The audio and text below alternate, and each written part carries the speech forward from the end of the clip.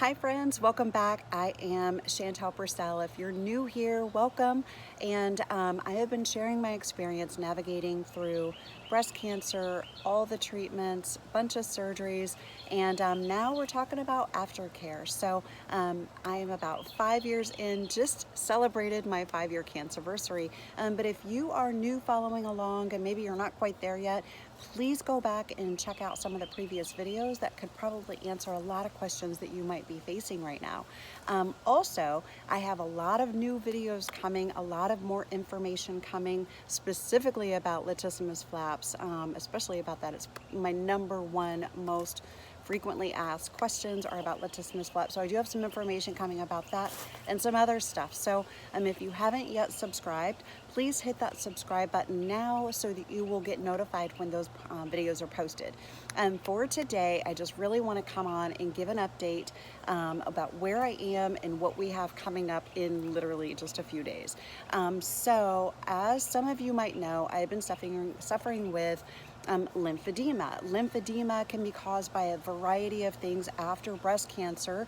It's usually because of either radiation, maybe having lymph nodes removed, and sometimes just having that mastectomy could damage some of the lymph flow system. So in my case, I actually had all of those. So I did have I think about 28 lymph nodes removed. I did have cancer in my breast and lymph nodes, so they did remove those, and so we've been kind of dealing with life after breast cancer and dealing with lymphedema.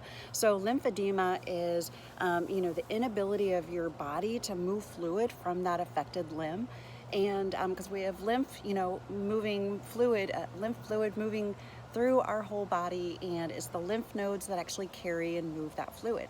So if the limb has been compromised, it's not going to move fluid, and to the contrary, it's going to swell and get larger as it gets triggered or irritated. In my situation, my triggers are pretty much anything using, this is my right primary arm, you guys, and it stinks. So for me, it's kind of extreme. It's what they've classified as stage 2 lymphedema. It's triggered by pretty much using her for anything. She's really temperamental. And I jokingly say, like washing dishes, scrubbing a tub, running the vacuum, like any of those things, which is kind of funny, but true, like funny, not funny.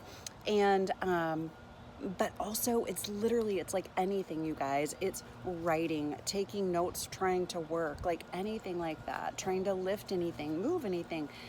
When I say cutting my food, I'm not talking about even preparing an entire meal, just cutting my food. Like if I need to slice my chicken, like everything triggers. And what it happens when it triggers is I actually feel it instantly. I feel my arm feel immediately. It's almost like a tingly kind of uncomfortableness, pain. It gets heavy and gets really sore. The skin, of course, is being stretched. Like all those things, it just feels icky.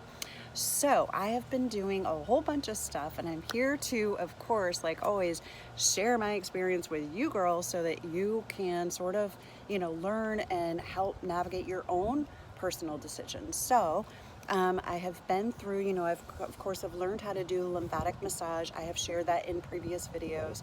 I have been in physical therapy for lymphedema for the last couple of years. I did actually try a pump. Of course, I wear compression 24/7. So I wear a daytime sleeve that looks like this, that is measured to fit my arm.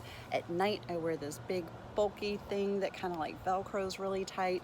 And so, we've been doing all the things, and it's been progressively getting worse. So before it gets much worse, I decided I would advocate for myself and find out what options might be out there. Y'all, I found options. There are, I'm going to say, like in short, 3 options. You can sort of use a combination of these, any one of these.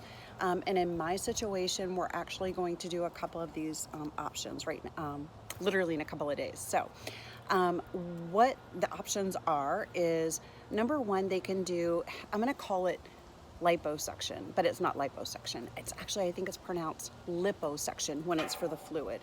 I might be wrong, y'all. I'm not a doctor, but I'm just sharing what I've learned.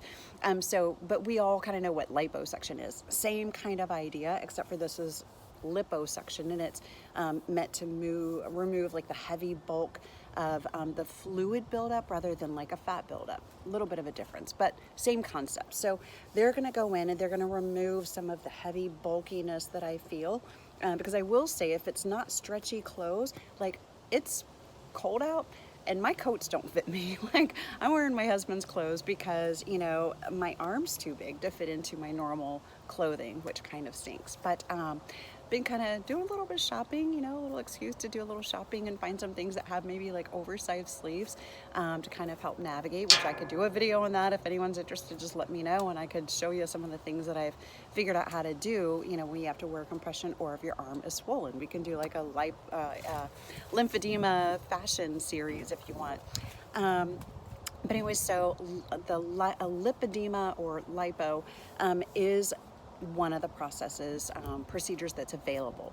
Number 2 is also what I'm going to have done in a few days. My battery is low, so bear with me. It is called I'm going to call it a lymphatic bypass. It is called a bypass. There's like a whole vascular whatever thing. It's not just a microsurgery, it's an ultra microsurgery. So like super microscopic, you know, like looking in, you know, think about something that's like the size of like a hair or two, really fine little veins. And so the, you know, tools and equipment and stuff for that are considered like the ultra micro surgery. So what they do, let me just get to that. So what they actually do is they repurpose, y'all, this is the most amazing thing.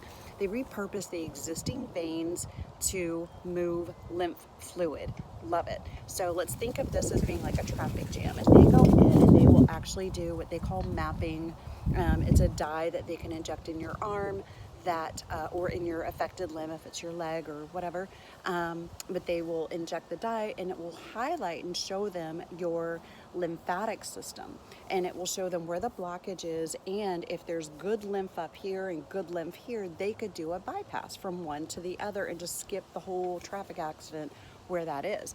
That's what we're hopefully going to be able to do. Now, they won't be able to tell me for sure if we can do it until we do that mapping, so we have to do the mapping and that. So they're going to actually do everything during my surgery. So I won't know until I wake up if we were able to do the bypass. Hopefully I will be a candidate. The third option, which I am not doing at this time, and maybe I won't have to, is a lymphatic transfer. So they can actually harvest healthy lymph nodes from areas like your lower abdomen, your groin area. For breast cancer patients, those are kind of the top 2 areas that they would harvest skin and keeping all those lymph nodes attached, and they would actually transplant that into the affected area. I'm opting not to go that route yet. I'm very optimistic that I'm going to be a candidate for the bypass surgery and that it's going to be effective to help give me at least some relief. That's what I know for now. I'm going to be back sharing kind of like everything I learned through the process. I am scheduled for the surgery in a few days. I will say that not every surgeon does this. I saw a surgeon locally. I live in Atlanta, Georgia, at Emory University. And that surgeon actually referred me to another surgeon. She was polite and wonderful enough to let me know that she only does maybe a handful of these a year. But there are about a handful of surgeons in the U.S. who specialize in doing this type of ultra micro surgery. So if you're interested in more of that information, I'm happy to share. No gatekeeping here. So ladies, I just am sorry that anybody has to even be watching these videos. I am so sorry that you are traveling a path that is so challenging. But there is, you know, a sisterhood and a connectedness through all of this. You're not alone. I'm not alone. And we're all kind of in this together to learn and share and grow and support each other. And this is the most amazing community that I could ever be blessed to be a part of. So, you know, with all of that, I just, you know, reach my hand out. Of course, as always, my door is open. I respond to your messages and questions. I connect one-on-one with you. If that's what you need, I'm here. to support my sisters as I can. And until next time, ladies, I just say get out there and live your best life, and just know that you're loved. Thanks.